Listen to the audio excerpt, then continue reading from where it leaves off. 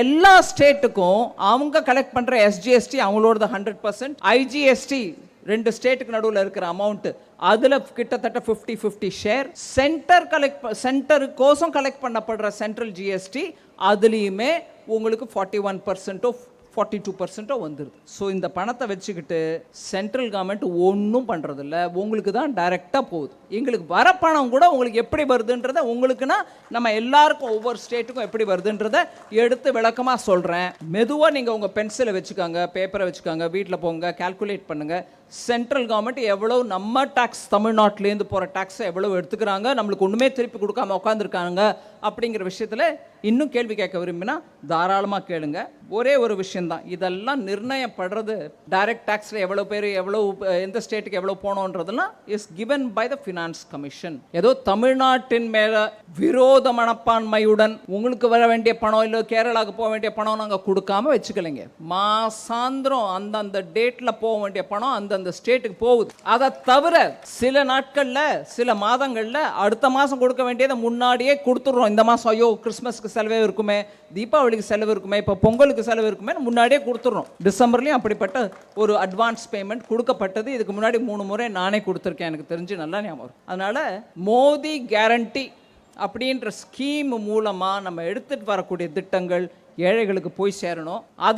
அதன் காரணமாக இந்த வேன் மூலமாக நம்ம ஒவ்வொரு ஊருக்காக போயிட்டுருக்கோம், ஒவ்வொரு கிராம பஞ்சாயத்துக்கு போகிறோம், அர்பன் பாடி, செலக்டட் அர்பன் பாடிஸ்க்கு போயிட்டுருக்கோம். இந்த திட்டங்களில் இன்னும் சேராத மக்கள் இருந்து சேர விரும்பினா இந்த வேன் வரும்போது அந்தந்த அதிகாரிகள்கிட்ட நீங்கள் சொன்னீங்கன்னா உங்கள் பேர் சேர்க்கப்படும். இதெல்லாம் சரிங்க எங்களுக்கு கிடைக்கலையே அப்படின்னு சொல்கிறவங்க தயவு பண்ணி முன்னுக்கு வந்து அந்த பேரை கொடுங்க. ஒரு காலகட்டத்துக்குள்ள ஒரு 10 நாளோ 15 நாளைக்குள்ளவோ அவங்க உங்ககிட்ட வந்து அந்த திட்டத்தின் பயனை உங்களுக்கு சேர்ப்பிப்பாங்க. இதனால தான் இன்றைக்கி இந்த கூட்டம் கூட்டப்பட்டிருக்கிறது. இந்த வாய்ப்பை நான் எடுத்துக்கிட்டு நிறைய விஷயம் சொன்னேன். அம்மா நிவாரண நிதி கிடைக்கும், கிடைக்குமா? கிடைக்கும். நீங்கள் கீழ் வீட்டில் இல்லை, நீங்களும் இருக்கீங்க, இன்னும் நிறைய பேர் இருக்காங்க, அவங்க எல்லாருக்கும் சேர்த்து போட்டு கொடுப்போம்.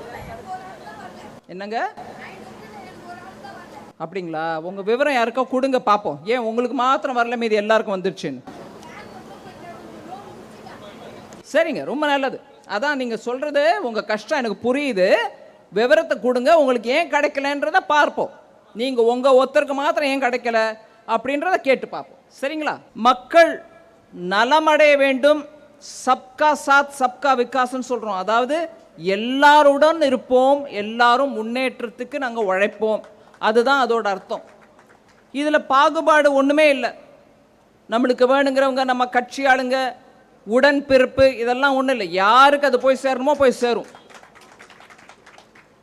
இப்படியாக ஒவ்வொரு திட்டமாக நம்ம பார்த்துட்டு வந்தோம்னா இன்னும் ஒருவேளை புதுசாக சேர்ந்தவங்க, அந்த பட்டியலில் புதுசாக சேர்ந்தவங்களுக்கு கிடைக்கலையோ என்னவோ, அவங்களையும் சேருங்க. இப்போ வரைக்கும் சேர்ந்தவங்களுடைய அனுபவங்கள் என்ன? போய் ஒரு எம்எல்ஏ காலில் விழுந்து, இல்லைன்னா ஒரு எம்பியை கெஞ்சி, இல்லை ஒரு மந்திரியை தேடு கண்டுபிடிச்சி அவருக்கு கொஞ்சம் பணமோ இல்லை வேறு விதமான உதவியோ பண்ண பிறகு தான் அந்த திட்டத்தில் அவங்க சேர்றாங்களா இல்லையா? இல்லை அந்த மாதிரி அந்த முயற்சியெல்லாம் பண்ண வேண்டாம், உங்களுக்கு ஆட்டோமேட்டிக்காக வந்து சேருது அப்படிங்கிற முறையா? அதை நம்ம இப்போ வரைக்கும் இந்த மாதிரி ஸ்கீம் மூலமாக பயனாளிகளாக இருக்கக்கூடிய பயன் பெற்ற மக்கள் மூலமாக அவங்களுடைய சொந்த வார்த்தைகளில் நம்ம கேட்போம். அந்த மாதிரி ஒரு விதமான முயற்சியும் இல்லாமல் தானாக அவங்களுக்கு வந்து சேருது. அவங்கள கூப்பிட்டு சொல்கிறாங்க, அம்மா உங்களுக்கு சிலிண்டர் வேணுமா எடுத்துக்கோங்க, அம்மா உங்களுக்கு அக்கௌண்ட் ஓப்பன் பண்ணிட்டோம், அதில் ஒரு விதமான செலவு இல்லை, அதில் இவ்வளோ பணம் வருது, இந்த காரணத்தினால் வருது, நீங்கள் அதை எடுத்துக்கலாம். அதை தவிர நீங்கள் சின்ன தொழில் பண்ணுறீங்கன்னா முன் வைக்க வேண்டிய பணமோ தங்கமோ இல்லை அதுக்கு உங்கள் வீட்டுக்காரர் வந்து கேரண்டி கையெழுத்தோ போடாமல் பிரதமர் மோடி ஐயா நம்மளுக்கு கொடுக்குற கேரண்டி மூலமாக ஒரு விதமான முன் பணமும் பேங்க்கில் வைக்காமல் உங்களுக்கு உங்கள் தொழில் பண்ணுறதுக்கு சலுகையான வட்டியுடன் பணம் கொடுக்கப்படுறது. இப்படியாக ஒவ்வொரு திட்டமாக நீங்கள் பார்த்தீங்கன்னா மோடி ஐயா கொடுக்குற கேரண்டியின் காரணமாக பிஎம் ஆவாஸ் யோஜனா, அதாவது வீடு கட்டும் திட்டம், அதன் மூலமாக கிராமப்புறங்களில் தமிழ்நாட்டில் நிறைய வீடுகள் கிடச்சிருக்கு. இப்போ வரைக்கும் தமிழ்நாட்டுக்கு மொத்தமாக அர்பன் ஏரியா, நம்ம சென்னையிலேருந்து பேசுகிறோன்றதுனால அர்பன் ஏரியா ஃபிகர்ஸ் கொடுக்குறேன். கிராமப்புறங்களில் 1.18 crore, அதாவது 1.18 கோடி மக்களுக்கு ஆல் இண்டியாவில் கிடச்சிருக்குன்னா 6.8 lakhs, அதாவது 6 லட்சத்துக்கு மேலே, கிட்டத்தட்ட 7 லட்சம் வரைக்கும் போகுது. 7 லட்சம் வீடுகள் கட்டி 6.8 lakh ஹவுசஸ் தமிழ்நாட்டில் கட்டி கொடுக்கப்பட்டிருக்கு. அதில் நீங்கள் சென்னை நகரம் மாத்திரம் நம்பர் இப்போ கேட்டிங்கன்னா 1 லட்சத்துக்கு மேலே வீடுகள் சென்னை நகரத்தில் பிஎம் ஆவாஸ் யோஜனா மூலமாக கிடச்சிருக்கு. அதே மாதிரி பிஎம் ஆவாஸ் ரெண்டையும் rural area plus urban area எல்லாத்தையும் சேர்த்து போட்டால் கூட சென்னை நகரத்தில் மாற்றுமே 1.5 லட்சம் வரைக்கும் நம்பர் போயிருக்கு. தமிழ்நாட்டில் 14 லட்சம் வரைக்கும் வீடுகள் கட்டி கொடுக்கப்பட்டன. இதே மாதிரி ஸ்வச்ச பாரத் அபியான், அதில் டாய்லெட்ஸ் கட்டி கொடுக்கறது, மக்களுக்கு கழிப்பு வசதி கழிப்பிடம் இருக்கணுன்றதுனால கட்டி கொடுக்கப்பட்டது. அது அர்பன் டிஸ்ட்ரிக்ட்ஸில் டேட்டா இல்லை நம்மக்கிட்ட. ரூரல் ஏரியாஸில் மாத்திரம் டாய்லெட்ஸ் கட்டி கொடுத்தது தமிழ்நாட்டில் மொத்தமாக 5.23 லட்சம், 5 லட்சத்துக்கு மேலே வீடு டாய்லெட்ஸ் வீட்டில் இருக்கக்கூடியவங்களுக்கு அவங்களுக்கு தனிப்பட்ட டாய்லெட் கட்டி கொடுக்குற முயற்சி நடந்துச்சு. இதில் சென்னை நகரத்தில் அர்பன் ஏரியாவில் 6751 வீடுகளில் டாய்லெட் கட்டி கொடுக்கப்பட்டன. அதே மாதிரி ஆயுஷ்மான் பாரத் சென்னை நகரத்தில் மாத்திரம் 6341 பெனிஃபிஷரிஸ் இருக்காங்க, பயனடைஞ்சிருக்காங்க ஆயுஷ்மான் பாரத் கார்டு மூலமாக. அதாவது என்ன திட்டம் அது?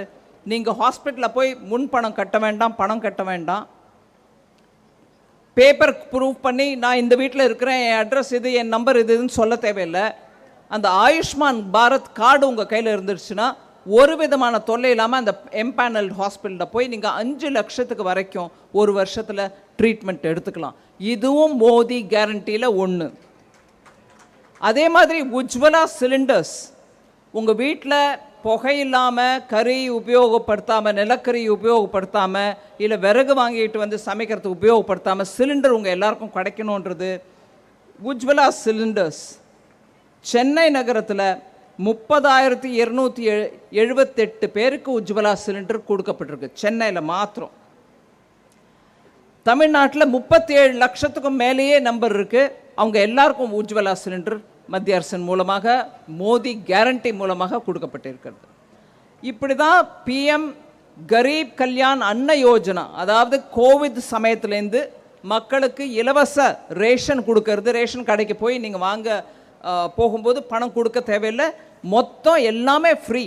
இதில் தமிழ்நாடு அரசு கூட செலவழிக்க தேவையில்லை. எஃப்சிஐ கோடவுன்லேருந்து அவங்க லாரியில் வச்சுக்கிட்டு லாரியிலேருந்து ரேஷன் கடைக்கு வரைக்கும் எடுத்துகிட்டு வரதுக்கு முன்னெல்லாம் ஸ்டேட் கவர்மெண்ட் செலவு பண்ணிச்சு. இப்போ அந்த செலவு கூட மத்திய அரசு ஏற்றுக்கிட்டு 1 பைசா ஸ்டேட் கவர்மெண்ட் கொடுக்க தேவையில்லை, மக்களும் கொடுக்க தேவையில்லைன்ற அந்த இதில் ஃபுட் செக்யூரிட்டி, அதாவது பிஎம் கரீப் கல்யாண் அன்ன யோஜனா, ஏழை மக்களுக்கு இலவச உணவுப் பொருட்களை வழங்கும், அதாவது அரிசி பருப்பு வழங்கக்கூடிய திட்டத்தில் சென்னை நகரத்தில் மாத்திரம் 25.7 லட்சம் மக்கள் இருக்காங்க, அவங்க பயனடைகிறாங்க.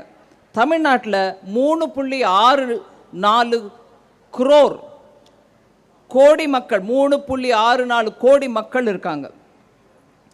இப்படி பார்த்தீங்கன்னா ஜன்தன் அக்கௌண்ட், ஏழை மக்களுக்கு அவங்க பேங்க்கை சர்வீஸ் பண்ணிக்கிட்டு பேங்க்கில் அக்கௌண்ட் வச்சு 0 பேலன்ஸ் அக்கௌண்ட்டாக இருந்தால் கூட அக்கௌண்ட் ஓப்பன் பண்ணுங்கள், நீங்கள் ஓப்பன் பண்ண பிறகு அதுக்கு நாங்கள் பணம் போட முடியும். உங்களுக்கு சிலிண்டருக்கு வர வேண்டிய மானியமாக இருக்கலாம், இல்லை வேறு விதமான மானியமாக இருக்கலாம், உங்களுக்கு அக்கௌண்ட் இருந்தால் தானே முடியும்னு சொல்லி சென்னை நகரத்தில் மாத்திரம் 9 லட்சம் மக்கள், 9.25 லேக் மக்களுக்கு ஜன்தன் அக்கௌண்ட், ஏழை மக்களுடைய பேங்க் அக்கௌண்ட் ஓப்பன் ஆகிருக்கு. தமிழ்நாடு முழுவதும் கணக்கு எடுத்திங்கன்னா 1.5 crores, 1.5 கோடி ஜனங்களுக்கு அக்கௌண்ட் ஃப்ரீயாக ஓப்பன் பண்ணப்பட்டிருக்கு. அது ஜன்தன் அக்கௌண்ட். அந்த அக்கௌண்ட்டில் மக்களுக்கு கிடைக்க வேண்டிய மானியம் டைரெக்டாக வந்துட்டுருக்கு. இது தவிர தமிழ்நாட்டில் 70,000 டச் பாயிண்ட்ஸ், அதாவது பேங்க்காவது இருக்கும், இல்லை பேங்கிங் கரஸ்பாண்டண்ட்டாவது இருப்பாங்க. அங்கே 70,000 பிளேசஸில் பேங்க்ஸ் இருக்குது, இல்லை டச் பாயிண்ட் பேங்கிங் கரஸ்பாண்டன்ட் இருக்காங்க. ஸோ உங்களுக்கு எங்கெங்கேயோ தேடிட்டு போனோம், இல்லை ஏடிஎம் ஒர்க் பண்ணலை, எங்கெங்கே நாங்கள் போய் காசு எடுக்கிறது அப்படின்னு பேச்சுக்கே இடம் இல்லை. பேங்க் இருக்கோ இல்லைன்னா ஒரு கடைக்காரரோ யாரோ ஒருத்தருக்கு அந்த அதிகாரம் கொடுக்கப்பட்டிருக்கோ. உங்களுக்கு நீங்கள் போய் நின்னீங்கன்னா உங்ககிட்ட பணம் கொடுக்கறதுக்கோ இல்லை நீங்கள் கணக்கில் போட வேண்டிய பணம் கொடுத்தா அந்த பணத்தை வாங்கிக்கிறதுக்கோ அதிகாரப்பூர்வமாக உங்கள் வீட்டு பக்கத்துலேயே யாரோ ஒருத்தர் பேங்கிங் மித்ரான்னு இருப்பார். அவர் கடையிலையோ அவர் வீட்லேயோ போர்டு இருக்கும். சென்னை நகரத்தில் மாத்திரம் 7419 பேங்கிங் யூனிட்ஸ் அப்படி இருக்குது, டச் பாயிண்ட்ஸ். அதே மாதிரி collateral free bank guarantee loans, அது மோடி ஐயாவோட கேரண்டியில் சின்ன தொழில் பண்ணுறவங்களுக்கு, பூக்கடை வச்சுருக்காங்களோ, காய்கறி வியாபாரம் பண்ணுறாங்களோ, இல்லை சின்ன ஒரு காலையில் இட்லி கடை வச்சுருக்காங்களோ, சாயங்காலம் திருப்பி வந்து அங்கே டிஃபன் கடை வச்சுருக்காங்களோ, அந்த மாதிரிப்பட்ட மக்களுக்கு கூட கேரண்டி இல்லாமல் மத்திய அரசு பிரதமர் ஐயாவோட கேரண்டியில் சலுகையாக லோன் கிடைக்கணுன்ற ஏற்பாடு பண்ணப்பட்ட திட்டங்கள் 3: PM Mudra, stand up India, Svanidhi. இந்த 3 திட்டத்தின் மூலமாக ஒரு விதமான கேரண்டியும் கேட்காம மக்களுக்கு லோன் வழங்கப்பட்டிருக்கு. அதில் தமிழ்நாட்டில் PM முத்ராவில் 2.67 lakh crore டிஸ்பர்ஸ் ஆயிருக்கு. அமௌண்ட்டு 2.67 லட்சம் கோடி ரூபாய் மக்களுக்கு டிஸ்ட்ரிபியூட் பண்ணப்பட்டிருக்கு. அதில் பயனடைந்தவர்கள் 5.2 கோடி மக்கள் தமிழ்நாடு முழுவதும் அதில் பெனிஃபிட் அடைஞ்சிருக்காங்க முத்ரா லோன் மூலமாக. சென்னை நகரத்தில் மாத்திரம் 20.6 லட்சம் மக்களுக்கு அந்த லோன் கிடச்சிருக்கு. 20.6 லட்சம் மக்கள் சென்னை நகரத்தில் மாத்திரம் முத்ரா லோன் எடுத்திருக்காங்க சின்ன சின்ன தொழில் செய்யறதுக்கு. அவங்களுக்கு கொடுக்கப்பட்ட தொகை 16,330 கோடி ரூபாய். அது டிஸ்பர்ஸ் ஆயிடுச்சு, அவங்க கைக்கு போயிடுச்சு, அவங்க பிஸ்னஸ் நடத்திட்டு இருக்காங்க அதை வச்சுட்டு. அதே மாதிரி ஸ்டாண்ட் அப் இந்தியா, புதுவிதமாக ஸ்டார்ட் அப் மாதிரி புது ஐடியாஸோட பிஸ்னஸ் நடத்துகிறாங்க. அது ஒரு பெங்களூரு, ஹைதராபாத், நொய்டா அப்படி தான் இருக்கா? இல்லைங்க. ஸ்டாண்ட் அப் இந்தியான்ற பேரில் பேங்க், வங்கிகளுடைய பிரான்ச் எங்கே இருந்தாலும் அந்த பிரான்ச்சின் மூலமாக பட்டியல் இனத்தில் இருக்கக்கூடிய ஷெட்யூல் காஸ்ட் மக்களுக்கு, ஷெட்யூல் ட்ரைப் மக்களுக்கு, பெண்களுக்கு கேரண்டி இல்லாமல் லோன் கொடுக்கணும் அப்படிங்கிற அந்த திட்டம் மோடியை எடுத்துகிட்டு வந்தது. அது தமிழ்நாட்டில் 20,000க்கும் மேற்பட்ட பயனடைந்த மக்கள் இருக்கிறார்கள். 20,000, more than 20,000 people have benefited from Stand Up India scheme. அதில் 2,200 கோடி ரூபாய் மக்களுக்கு போயிருக்கு. சென்னை நகரத்தை மாத்திரம் எடுத்தோம்னா ஸ்டாண்ட் அப் இந்தியா மூலமாக 3,900 ஆண்டர்பிரினர்ஸ், 3,900 மக்கள் பிஸ்னஸ் நடத்தக்கூடிய மக்களுக்கு ஸ்டாண்ட் அப் லோன் கிடச்சிருக்கு. 434 கோடி ரூபாய் அவங்களுக்கு டிஸ்ட்ரிபியூட் ஆகிருக்குது. அதே மாதிரி PM ஸ்வநிதி, தெருவோரத்தில் கடை வச்சிட்டு இருக்கவங்களுக்கு மாநகர முனிசிபல் கார்பரேஷன் மூலமாக அவங்களுக்கு ஐடென்டிட்டி கொடுத்தாங்கன்னா அந்த முனிசிபல் கார்பரேஷன் இந்த தெருவில் இவங்கெல்லாம் வியாபாரம் பண்ணுறாங்கன்னு சொன்ன பிறகு அது எங்காளுங்க உங்காளுங்க இல்லை, முனிசிபல் கார்பரேஷன் சொன்னால் இந்த இடத்துல அவங்க பிஸ்னஸ் பண்ணிகிட்ருக்காங்க ரொம்ப நாளான்னு சொன்ன பிறகு தான் அவங்களுக்கு PM ஸ்வநிதி திட்டத்தின் கீழ் பணம் கிடைக்கும். நான் சென்னை நகரத்துக்கு மாத்திரம் சொல்கிறேன், 79,300 பேருக்கு 79,300 people ஸ்ட்ரீட் வெண்டர்ஸ் அப்படிங்கிற அந்த கேட்டகரியில் பணம் கொடுக்கப்பட்டிருக்கு. அதில் 75% மக்கள் பெண்கள். நம்பர் புரியுதா? நான் வேறு ஏதாவது பாஷையில் சொல்லிட்டு இருக்கேன், நான் தெரியல, எனக்கு ஒரு ரெஸ்பான்ஸ் இல்லை. ஐயோ இது குறைச்சிருக்குங்க, இன்னும் நிறைய பேர் கொடுக்கலாங்க, இல்லை நிறைய பேர் கொடுத்துருக்கீங்களா, நிஜமாக நீங்கள் சொல்கிற நம்பர் கரெக்டாக? ஒரு ரெஸ்பான்ஸ் எனக்கு கிடைக்க மாட்டேங்குது. இன்னும் நிறைய பேர் கொடுக்கலாமா, இல்லை வேறு யாரும் இல்லையா? புரியுதா? நான் சொல்கிறது புரியுதா? இங்கே இருக்கிறவங்க புரியுதுன்றாங்க, அங்கே இருக்கிறவங்களுக்கு புரியல. வேறு ஏதாவது பாஷையில் பேசணுன்னா சொல்லுங்கள். தமிழ்நாட்டில் மாத்திரம் ஸ்வநிதி 3.6 லட்சம் ஸ்ட்ரீட் வெண்டர்ஸ்க்கு கொடுக்கப்பட்டிருக்கு. அதில் 67% பெண்கள், 32% OBC அதாவது backward class, 18% SC ST. So இப்படியாக பிஎம் கேரண்டி நம்ம சொல்லக்கூடிய ஒவ்வொரு ஸ்கீம், இப்போ ஜன் சுரக்ஷா, அதாவது அவங்களுடைய காப்பீடு திட்டம், உயிர் காப்பீடு இல்லை ஒருவேளை ஆக்சிடெண்ட் காப்பீடு, இது எல்லாத்துலேயும் கூட மக்களுக்கு நிறையா சலுகைகளோடு வழங்கப்பட்டிருக்கு. அதில் சென்னை நகரம் மாத்திரம் சொல்கிறேன், உயிர் காப்பீடு எடுத்த ஜீவன் ஜோதி பீமா யோஜனா கீழே, அந்த திட்டத்தின் கீழே 6 லட்சம் என்ரோல்மெண்ட் ஆயிருக்கு. அதில் சில பேர் அந்த அந்த காப்பீடோட பணம் எடுத்திருக்காங்க, பிகாஸ் அவங்களுக்கு அவங்க உயிரிழந்த நிலையில் அவங்க குடும்பத்துக்கு போய் சேர்ந்துருக்க பணம். ஆனால் 6 லட்சம் பேர் என்ரோல். இது ஆக்சிடெண்ட் இன்சூரன்ஸ் கீழே சுரக்ஷா பீமா, அதில் 15.5 லட்சம் பேர் என்ரோல் ஆயிருக்காங்க. அட்டல் பென்ஷன் யோஜனா, 60 வயசுக்கு அப்புறம் உங்களுக்கு பென்ஷன் கிடைக்கிறதுக்கான ஒரு திட்டம், அதில் 2.4 லட்சம் பேர் சென்னை நகரத்தில் மாத்திரம் அந்த திட்டம்ல என்ரோல் ஆயிருக்காங்க. ஸோ இதெல்லாம் ஒரு பக்கம் இருக்கட்டும். ஜென்ரலாக தமிழ்நாட்டுக்கு எங்களுக்கு ஒன்றுமே நடக்கிறதில்ல, மத்திய அரசு எங்களுக்கு ஒன்றும் செய்யறதில்லைன்னு சொல்கிற விஷயத்தில் வரும்போது ஒரு 2-3 விஷயம் சொல்லிடுறேன், எல்லாருக்கும் புரியணும். சும்மா வாக்குச்சாலத்தில் நம்ம இல்லை மத்திய அரசு எங்களுக்கு ஒன்றுமே கொடுக்கறது இல்லைங்க, நாங்கள் கட்டுற வரியை தான் திருப்பி கேட்குறோம், எங்களுக்கு கொடுக்குறீங்களா இல்லையா, அதிகாரத்தோடு கேட்குறோம், எங்கள் உரிமையை கேட்குறோன்றவங்களுக்கு சில விஷயங்களை சொல்ல விரும்புகிறேன். வந்தே பாரத் ட்ரெயின் சும்மா பேச்சுக்கு பாருங்கள், உதாரணம் பாருங்கள். இன்டிகிரல் கோச் ஃபேக்ட்ரி பெரம்பூரில் தான் தயாராகுது, நாடு முழுவதும் வந்தே பாரத் எக்ஸ்பிரஸ் போகுது. இங்கே தான் அதோட உற்பத்தியை மத்திய அரசு எடுத்துகிட்டு வந்து பெரம்பூரில் ஐசிஎஃப் ஃபேக்ட்ரியில் கொடுக்குறாங்க. அது தமிழ்நாட்டுக்கு கொடுத்ததா கணக்கு இல்லைங்களா? ரெண்டாவது, 4 வந்தே பாரத் ட்ரெயின் தமிழ்நாட்டில் ஆப்ரேட் ஆகுது. இல்லைன்னா நாம் என்ன சொல்லுவோம், சரிங்க இங்கே எல்லாம் தயார் பண்ணுறீங்க, ஆனால் வடக்கத்தி நாட்டுக்கு எடுத்து போய்டுறீங்களே, எங்களுக்கு ஒன்றும் கொடுக்கலையேன்னுவீங்க. 4 நம்ம எல்லாரும் சொல்லக்கூடிய வார்த்தை தான் அது, நான் இப்போ சொல்கிறேன் உங்களுக்கு. 4 வந்தே பாரத் இங்கே இன்ட்ரடியூஸ் ஆகிருக்குது. எங்கேருந்து எங்கே? சென்னையிலேருந்து விஜயவாடா போகுது ஒன்று, இன்னொன்று சென்னையிலேருந்து கோயம்புத்தூர் போகுது, 3வது சென்னையிலேருந்து மைசூர் போகுது, 4வது சென்னையிலேருந்து மதுரை வழியாக திருநெல்வேலி போகுது. வந்தே பாரத் இங்கே 4 ஓடுது. சரி, உங்களுக்கு ரீசெண்டாக பிரதமரை வந்து வந்தே பாரத் எக்ஸ்பிரஸுக்கு சவுத் இந்தியாவில் மைசூர் வரைக்கும் கூட ஏப்ரல் மாதம் நவம்பர்லேயே பண்ணிட்டு போயிட்டாரு. இங்கே இன்னொன்று new integrated terminal building Chennai international ஏர்போர்ட்டில் ஓப்பன் ஆயிடுச்சு. உங்களுக்கு தெரியும் அதோட செலவு எவ்வளவு? 1260 கோடி ரூபா. தமிழ்நாட்டில் தான் இருக்குது அந்த சென்னை டெர்மினல். அந்த சென்னை டெர்மினலுக்கு செலவு பண்ணது மத்திய அரசு. அடுத்தது international cruise terminal operationalised at Chennai. June 2023 cruise terminal ஒன்று நம்ம ஆரம்பிச்சிருக்கோம். அதுக்கு 17 கோடி ரூபாயில் அந்த க்ரூஸ் டெர்மினல் தமிழ்நாட்டில் தான் செய்யப்பட்டிருக்கு. அதை தவிர 2014 கணக்கு எடுத்தீங்கன்னா சென்னை மெட்ரோ 54.1 கிலோமீட்டர் தூரத்துக்கு கட்டப்பட்டிருக்கு, ஆப்ரேஷனல் ஆகிருக்கு, வண்டி ஓடுது.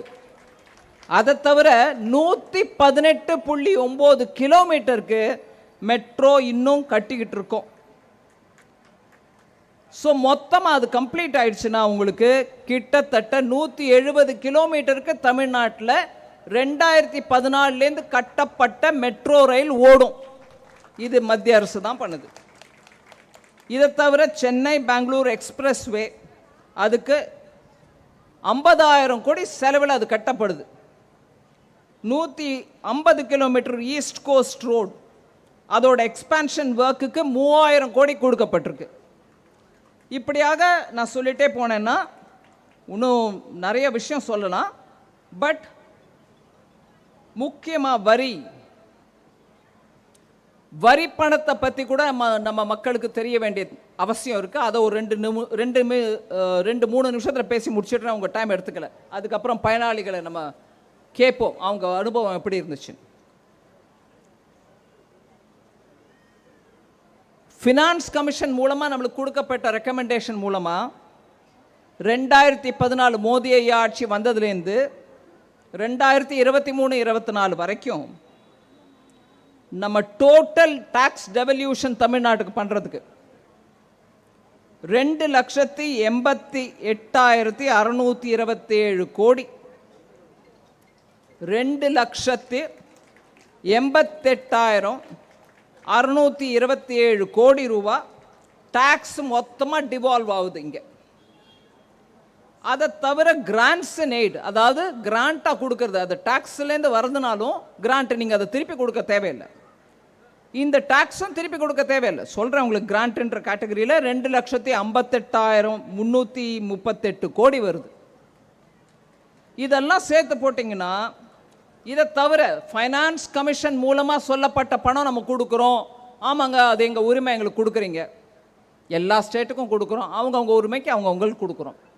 ஃபைனான்ஸ் கமிஷன்னால் சொல்லப்படாத ஒரு விஷயம், கோவிடுக்கு அப்புறம் ஒவ்வொரு ஸ்டேட்டும் சீக்கிரத்தில் வளரணும், நல்ல வெளியில் வரணுன்றதுனால ஒரு ஸ்பெஷல் அசிஸ்டன்ஸ், கேபிட்டலுக்கு நீங்கள் ஏதாவது இன்ஃப்ராஸ்ட்ரக்சர் கட்டிக்கோங்க, ரோடு போட்டுக்கோங்க, இல்லை ஒரு டேம் கட்டுறீங்கன்னா கட்டிக்கோங்க அப்படின்னு சொல்லி கொடுத்த பணம் 6,412 கோடி. இது ஃபினான்ஸ் கமிஷன் சொல்லிங்க. இருந்தாலும் மோடி சொன்னார், நீங்கள் தயவு பண்ணி ஒவ்வொரு ஸ்டேட்டுக்கும் அவங்க கேபிட்டல் எக்ஸ்பெண்டிச்சருக்கு, அதாவது நல்ல ஒரு சொத்து கட்டுறதுக்கு, டேம் கட்டுறதுக்கோ ரோடு கட்டுறதுக்கோ பணம் கொடுங்கன்னு சொன்னப்போ, வட்டி இல்லாத 50 வருஷத்துக்கு கொடுக்கப்பட்ட அமௌண்ட்டு, நீங்கள் திருப்பி 50வது வருஷம் அந்த அமௌண்ட் கொடுக்கும்போது அதோட வேல்யூ எவ்வளோ இருக்குன்னு யோசிச்சுக்கோங்க. 6,412 கோடி ரூபா கொடுக்கப்பட்டிருக்கு. ஸோ இதெல்லாம் மொத்தம் சேர்த்தா 6,96,666 கோடி ரூபாய் தமிழ்நாட்டுக்கு கொடுக்கப்பட்டிருக்கு. இப்போ எதுக்கு நான் இதை விவரமாக சொல்கிறேன்னா, நாங்கள் கட்டின வரி பணம் தானே, எங்கள் வரி பணத்தை எங்களுக்கு திருப்பி கொடுங்க அப்படின்னு கேட்குறோம். வரி பணத்துலேருந்து தான் எல்லாருக்கும் போகுது. சென்ட்ரல் கவர்மெண்ட்டுக்கிட்ட வேறு ஒன்றும் இல்லை. அந்த வரியிலேருந்து வர பணத்தை எல்லா ஸ்டேட்டுக்கும் பங்கீடு போடுறோம். ஸோ ஃபைனான்ஸ் கமிஷன் ரெக்கமெண்டேஷனும், அதை தவிர இருக்கக்கூடிய கோவிடுக்கு அப்புறம் நம்ம கொடுக்கப்பட்ட சென்ட்ரல் கவர்மெண்ட் கிராண்ட், இதெல்லாம் சேர்த்து போட்டால் நான் சொன்னேன் இல்லை, 6,96,666 crores. நான் ஜிஎஸ்டி விஷயத்தை ஒரு நிமிஷம் கழிச்சு பேசுகிறேன். டைரக்ட் டாக்ஸ், அதாவது income tax, corporate tax, company, ஒரு பெரிய கம்பெனி இருக்குது, அந்த கம்பெனி அவங்களுக்கு வருமானம் எவ்வளோ வருதோ பார்த்துட்டு அதுலேருந்து வரக்கூடிய டேக்ஸ், இதெல்லாம் சேர்த்து போட்டால் 2014லேருந்து 22-23 வரைக்கும் தான் என்கிட்ட நம்பர். 23-24க்கு இந்த மார்ச் மாதம் வந்தால் தான் நம்பர் கிடைக்கும். அதனால் இந்த வருஷத்தை நான் சேர்க்கலை. அந்த அம்மா ஏதோ சொல்லிட்டு போனாங்களே தவிர இந்த வருஷம் ஏன் சேர்க்கலைன்னு கேட்காதீங்க. இந்த வருஷத்து அமௌண்ட்டு இப்போ என் கையில் இருக்காது. 2014லேருந்து ஆரம்பித்து 22-23, அதாவது 23 மார்ச் 31 வரைக்கும் தமிழ்நாட்டிலேருந்து direct tax collection, income tax, corporate tax மூலமாக வந்தது. ஜிஎஸ்டி விஷயம் நான் அப்புறம் சொல்கிறேன்னு சொன்னேன்.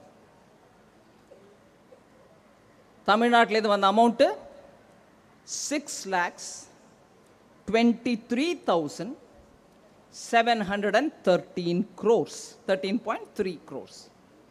6,23,713.3 crores.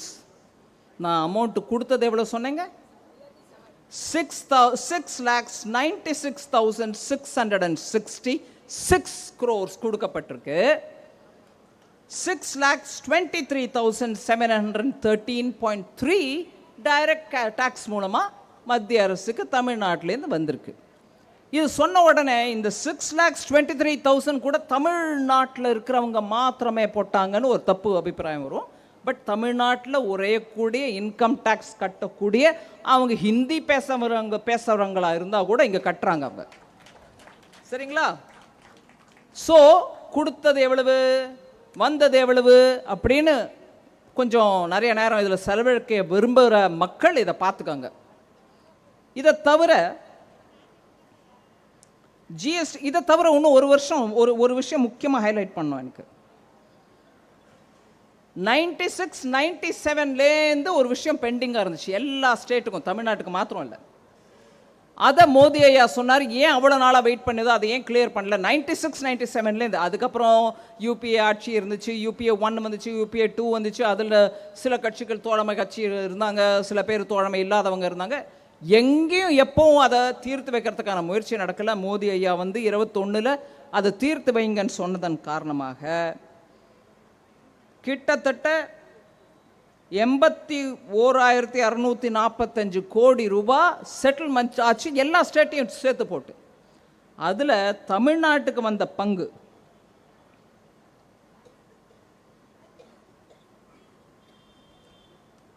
$3,225 கோடி. நாங்களும் அது மேலே சும்மா உட்காந்துருக்கலாம், ஏன் கொடுக்காம நிம்மதியாக இருந்தால் யாரும் கேட்கறதுக்கு இல்லை. 96லேருந்து இருக்குதுங்க பெண்டிங், நீங்கள் பார்த்துக்கங்க எப்போ வேணான்னு சொல்லியிருக்கலாம், பண்ணலை. அதில் தமிழ்நாட்டுக்கு வரதையும் கிளியர் பண்ணி 3,225 கோடி கொடுத்தாச்சு. ஃபைனலாக ஜிஎஸ்டி விஷயத்துக்கு வருவோம். சாரி, இன்னும் ஒரே ஒரு விஷயம் இருக்குது.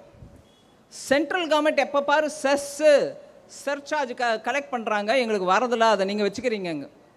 அதை பலமுறை நான் எடுத்து சொல்லியிருக்கேன். அந்த செஸ்ஸு கூட நம்ம அக்ரிகல்ச்சர் மார்க்கெட்டிங் யார்ட் கட்டுறதுக்கு, இல்லை ஸ்கூல் கட்டுறதுக்கு இப்படி வந்துட்டு தான் இருக்குது.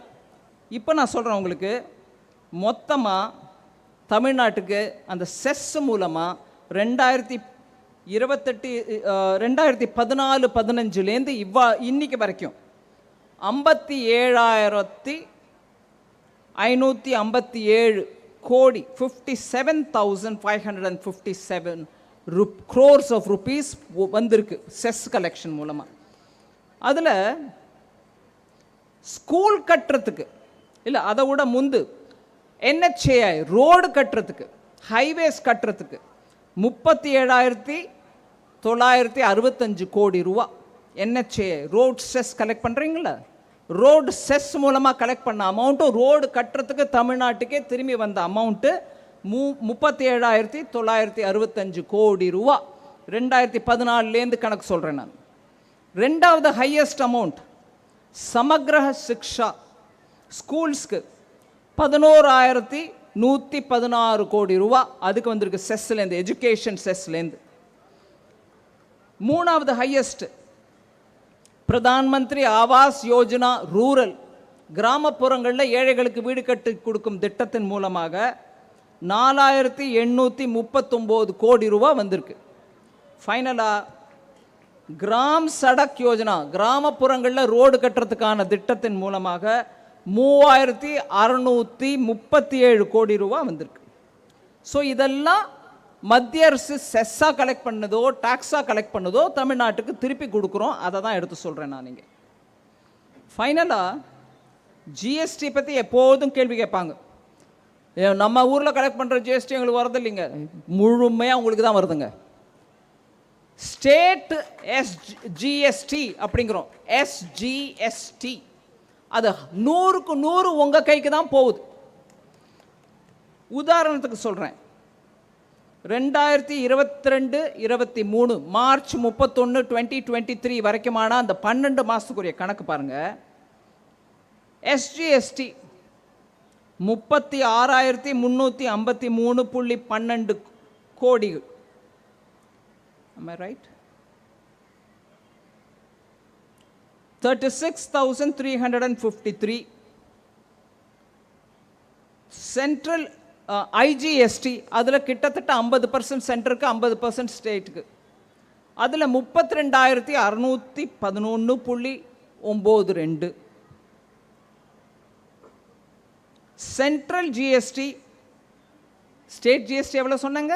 36,353. சென்ட்ரல் ஜிஎஸ்டி எவ்வளோங்க? 27,360.95.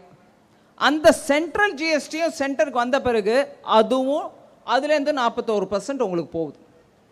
ஸோ எல்லா ஸ்டேட்டுக்கும் அவங்க கலெக்ட் பண்ணுற SGST அவங்களோட 100%, IGST 2 ஸ்டேட்டுக்கு நடுவில் இருக்கிற அமௌண்ட்டு அதில் கிட்டத்தட்ட 50-50 ஷேர். சென்டருக்கோசம் கலெக்ட் பண்ணப்படுற சென்ட்ரல் ஜிஎஸ்டி அதுலேயுமே உங்களுக்கு 41%, 42% வந்துடுது. ஸோ இந்த பணத்தை வச்சுக்கிட்டு சென்ட்ரல் கவர்மெண்ட் ஒன்றும் பண்ணுறதில்ல, உங்களுக்கு தான் டைரெக்டாக போகுது. எங்களுக்கு வர பணம் கூட உங்களுக்கு எப்படி வருதுன்றதை உங்களுக்குன்னா நம்ம எல்லாருக்கும் ஒவ்வொரு ஸ்டேட்டுக்கும் எப்படி வருதுன்றதை எடுத்து விளக்கமாக சொல்கிறேன். மெதுவாக நீங்கள் உங்கள் பென்சிலை வச்சுக்கோங்க, பேப்பரை வச்சுக்கோங்க, வீட்டில் போங்க, கால்குலேட் பண்ணுங்கள். சென்ட்ரல் கவர்மெண்ட் எவ்வளோ நம்ம டேக்ஸ், தமிழ்நாட்டிலேருந்து போகிற டேக்ஸை எவ்வளோ எடுத்துக்கிறாங்க, நம்மளுக்கு ஒன்றுமே திருப்பி கொடுக்காம உட்காந்துருக்காங்க அப்படிங்கிற விஷயத்தில் இன்னும் கேள்வி கேட்க விரும்பினா தாராளமாக கேளுங்க. பட் ஒரே ஒரு விஷயந்தான், இதெல்லாம் நிர்ணயப்படுறது டைரக்ட் டேக்ஸில் எவ்வளோ பேர் எவ்வளோ எந்த ஸ்டேட்டுக்கு எவ்வளோ போனோன்றதெல்லாம் is given by the finance commission.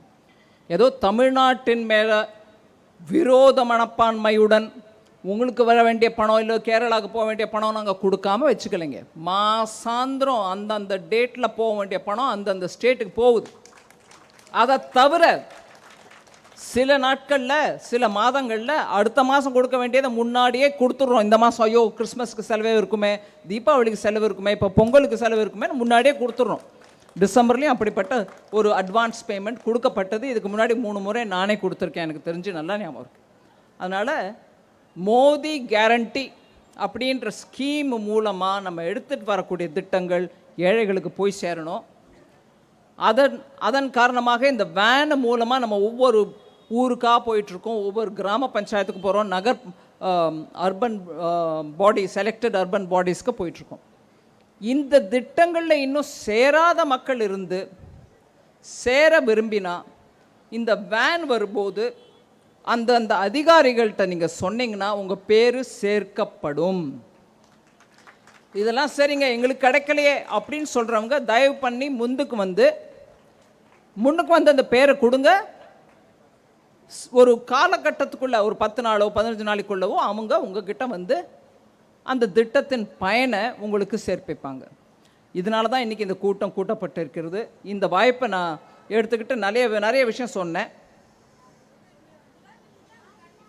அம்மா நிவாரண நிதி கிடைக்கும், கிடைக்குமா கிடைக்கும். நீங்கள் கீழ் வீட்டில் இல்லை, நீங்களும் இருக்கீங்க, இன்னும் நிறைய பேர் இருக்காங்க, அவங்க எல்லாருக்கும் சேர்த்து போட்டு கொடுப்போம். என்னங்க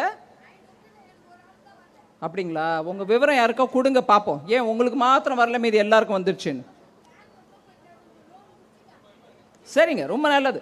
அதான் நீங்கள் சொல்கிறது உங்கள் கஷ்டம் எனக்கு புரியுது. விவரத்தை கொடுங்க, உங்களுக்கு ஏன் கிடைக்கலன்றத பார்ப்போம். நீங்கள் உங்கள் ஒருத்தருக்கு மாத்திரம் ஏன் கிடைக்கல அப்படின்றத கேட்டு பார்ப்போம். சரிங்களா?